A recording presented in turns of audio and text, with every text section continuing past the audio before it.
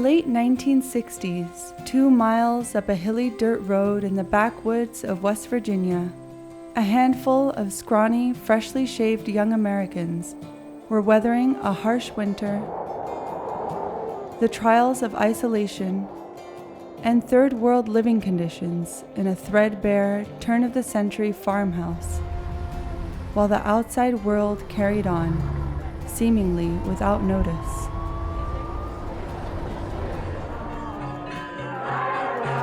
No one could have predicted the far-reaching impact that their austerity would have.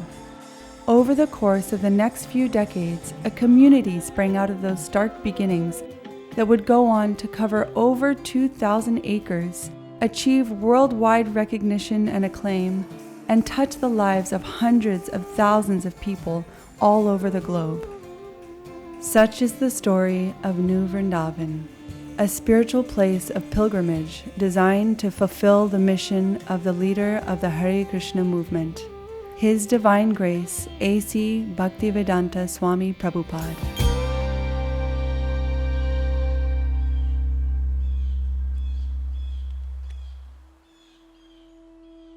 In 1965, in the spirit of Lord Chaitanya 500 years earlier, Srila Prabhupada boarded a freight ship in India bound for New York City.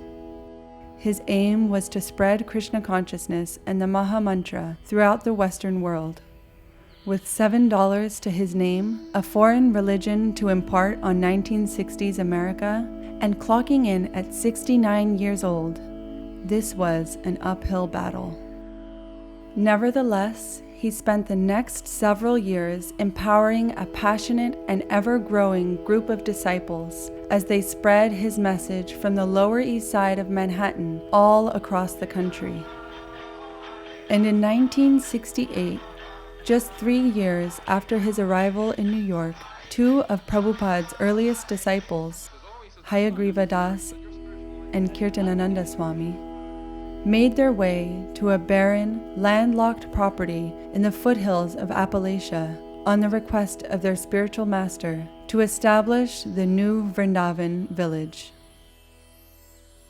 The original home of the community was a 19th century farmhouse, and early pioneers are often quoted as saying, "You could see right through the plank walls." There was no electricity, no running water, and little money for necessities. In the spring of 1969, Srila Prabhupada made his first visit to New Vrindavan, spending a month with his devotees. During this time, he shared with them his vision of what the New Vrindavan community should embody: simple living and high thinking, telling them it is better to live here without amenities, a natural, healthy life. Prabhupada was very appreciative of how the devotees were living a simple lifestyle, because that was part of the essence of the New Vrindavan spirit, was simple living and high thinking. The devotees who were here in those days, they embraced that simple lifestyle. For the first few years, travel to and from New Vrindavan was nearly impossible, making the austerities performed by the devotees all the more potent. There was mud everywhere all the time. It was always muddy. It was raining. It was cold. I've seen men cry on that road. I've seen men lose boots on that road. So the austerities were tremendous. Even other temples did not want to come to New Vrindavan because it's so austere. The thing that was most austere about New Vrindavan was New Vrindavan. Everything about New Vrindavan was so unbelievably austere. We did not have hot water for more than the first 2 years I was here. In the dead of winter, we're pouring ice-cold water over our heads to bathe. Despite the challenges, the early pioneers of New Vrindavan were committed to their service. And as the population grew, so did their camaraderie and commitment to purpose.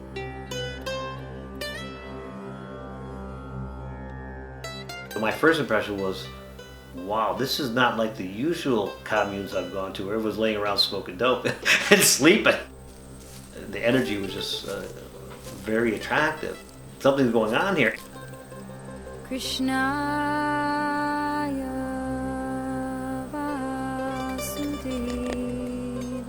Looking around at the hills and being out in this real pristine, natural environment was something that I had never experienced really growing up.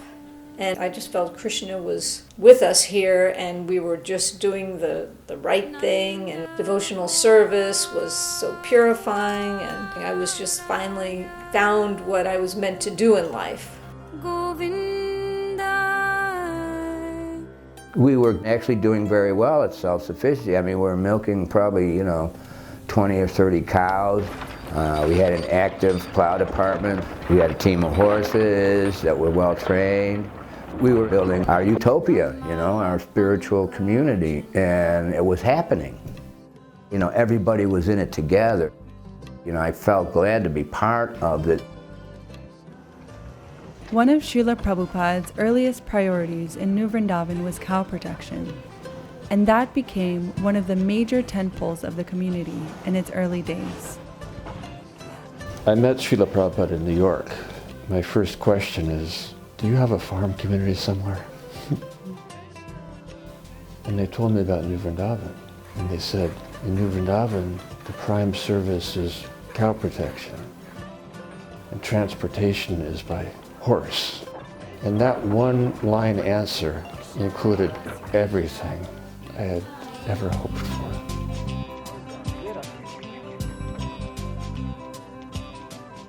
The Prabhupada was so happy that we were protecting the cows and working the cows nicely. Because he said in different times and different letters that cow protection is the main business of New Vrindavan. In hopes of coaxing their spiritual master into retiring permanently in New Vrindavan, the Brijbasis took up plans to construct a house for Srila Prabhupada, where he could live amongst his devotees and continue his writing. His disciples took up the cause with great enthusiasm, and work began on what would become the defining aspect of New Vrindavan, Prabhupada's palace. I look across the field, and in the distance I see just a cinder block wall. And I go, what's that? And Varshana Maharaj turns around and says, oh, that's Prabhupada's palace. I am overwhelmed that we have had the talent and ability to even build a cinder block wall. I am stunned. I'm like, what? Despite a lack of proper training or skill sets, the devotees expanded the project over time, learning the necessary skills as they went. And that's how the palace grows, and that's how New Vrindavan grows. By 1974, the community had grown to over 500 acres and was home to more than 50 full-time devotees. Houses and residences were being constructed for the devotees, and while the community grew, Prabhupada remained encouraged. On his fourth visit in 1976, Prabhupada explained to the Brijbasis, Krishna has given us New Vrindavan. It must develop, rest assured. Do it nicely and your life will be glorious and successful. Unfortunately, it would be Srila Prabhupada's final journey to New Vrindavan before his passing in the following year. The devotees continued their work on this now memorial, and the effort grew more and more elaborate.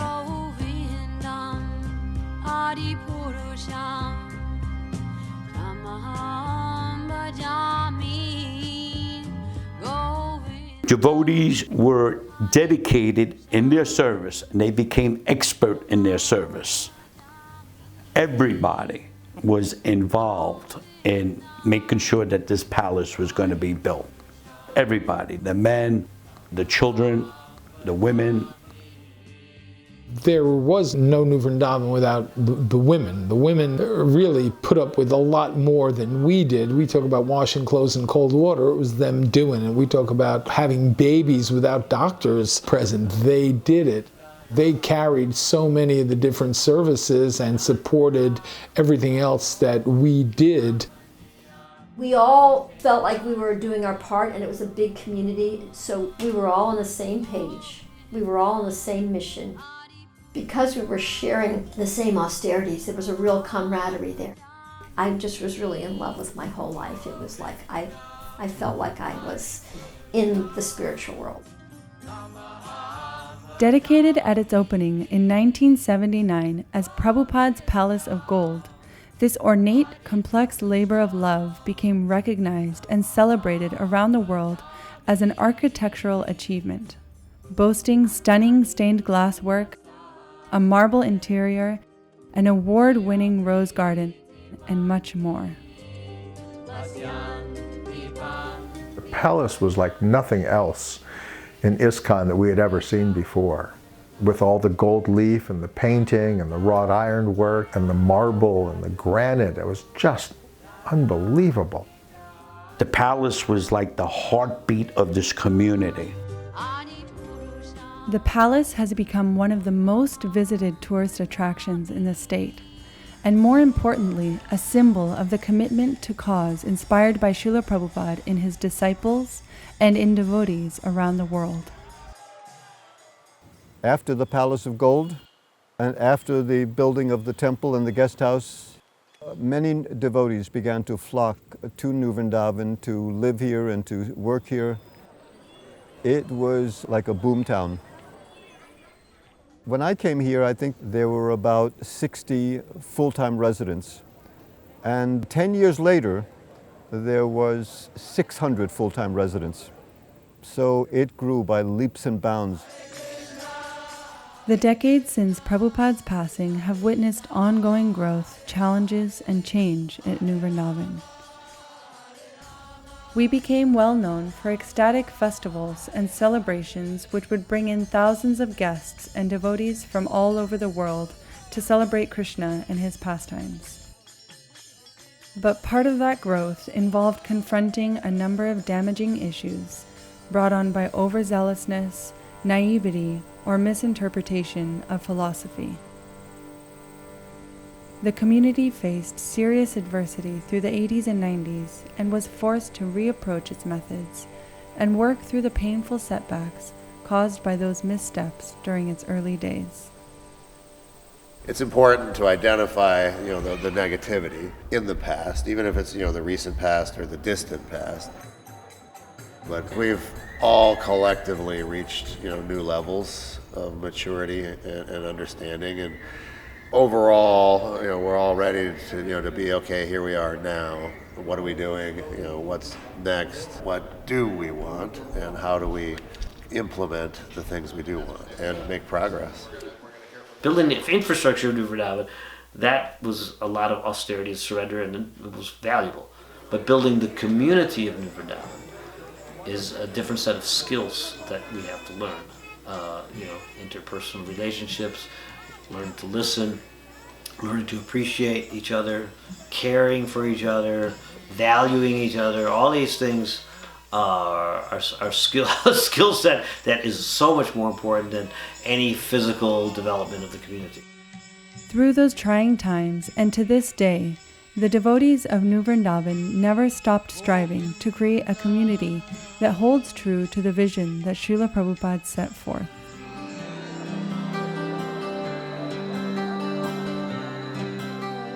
In addition to its famous festivals, New Vrindavan continues to serve as a place of spiritual outreach and pilgrimage. Thousands of devotees from all around the world journey to the community every year to take darshan of Sri Sri Radha Vrindavan Chandra. In addition to its continued status as a holy place of pilgrimage, New Vrindavan plays host to tens of thousands of inquisitive secular minds every year, expanding the understanding of Vedic culture and practice, hosting university student groups, holding open classes on the Bhagavad Gita, Hare Krishna, as well as promoting agriculture, cow protection, and farming. The world-renowned Palace Rose Garden continues to delight guests and residents alike, while the Garden of Gratitude provides the flowers that adorn the deities and altars at the palace and temple, and a community garden produces fresh, organic produce for the deities and community lunches. Recent years have witnessed the continued advancement of Eco Vrindaban, an organization founded in 1998 that focuses on the agricultural needs of the village, including tending to the many acres of farmland and, most importantly, caring for the cows in the community goshalas. Krishna's contented cows in New Vrindavan give 25 gallons of milk per day, which are then used in the kitchens for offerings for Sri Sri Radha Vrindavan Chandra. Through all the years of austerity and hardship, New Vrindavan has persevered, never failing to offer a holy place of pilgrimage for Krishna's devotees.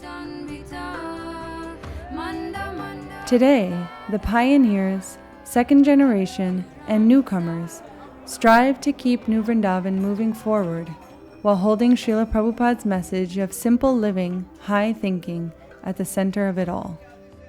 It's the efforts of these residents that has kept New Vrindavan going and growing into 2018, when we celebrate its 50th anniversary. And of the many thousands of self-governing villages started in America in the past 50 years, New Vrindavan is proud to be one of only 5% that still open their doors.